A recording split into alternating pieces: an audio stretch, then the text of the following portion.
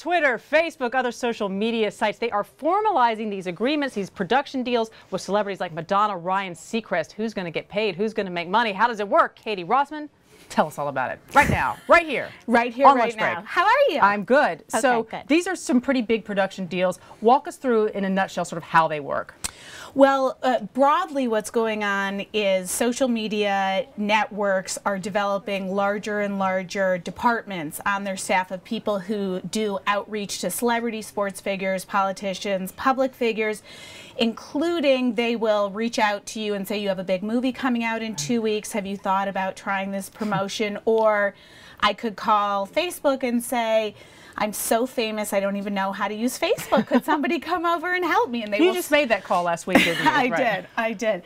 And they'll literally, have someone sit desk side with you and figure out how to use the site. And they want to do this because to get these celebrities on board is going to help them with advertising. It's more than getting them on board. I think the general idea is that social media networks started as like a little place to chit-chat, and now they're really these means of distribution. It's the way content is being passed around. Right.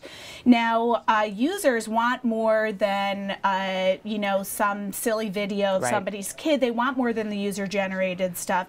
Celebrities want to promote themselves and engage in all sorts of ways, and so it's all about premium content. And so yes, celebrities like Madonna and Ryan Seacrest, tell us what they're doing. Even Madonna, NASCAR. okay, so Madonna, for the promotion of her new album, did no traditional press whatsoever. She did only a live chat with Jimmy Fallon, sort of conducted TV show style at the Facebook office in New York, and it aired live on her Facebook page, and then you could access it. Even now you could access it on her Facebook page.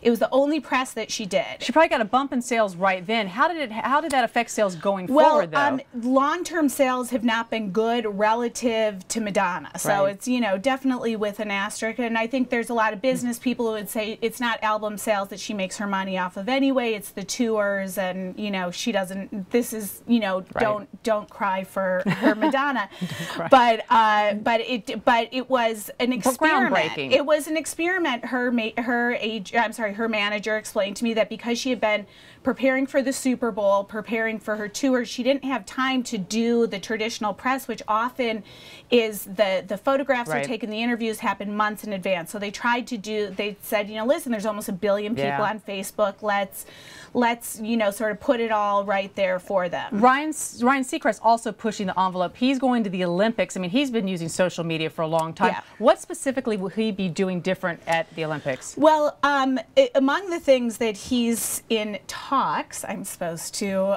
make the point to do is, so he has access to all sorts of incredible things, including the Olympics, where he's going to be doing a lot of the coverage for NBC Sports. So along with the NBC Sports production crew, he's going to have a Ryan Seacrest Productions videographer and/or photographer with him, taking additional footage that will not air on NBC and instead will show up on his Instagram, on his Facebook, and the guy who runs the digital work at Ryan Seacrest Productions says, listen, anything that promotes Ryan Seacrest at the Olympics is promoting the Olympics. Let me stop you here for a second, and let's just take a step back. Is there a problem? Do you see a problem here with people getting just sort of this only this unfiltered stuff from celebrities? I mean, sort of the point of having a People magazine or having a journalist is to pick out from the hype and give you the real stuff, give you the stuff the celebrities don't want you to necessarily know. They're not going to tweet the pictures of them like with their fat showing on the beach, and that's what people buy these magazines for. So will we turn a corner where we're going to want an intermediary again?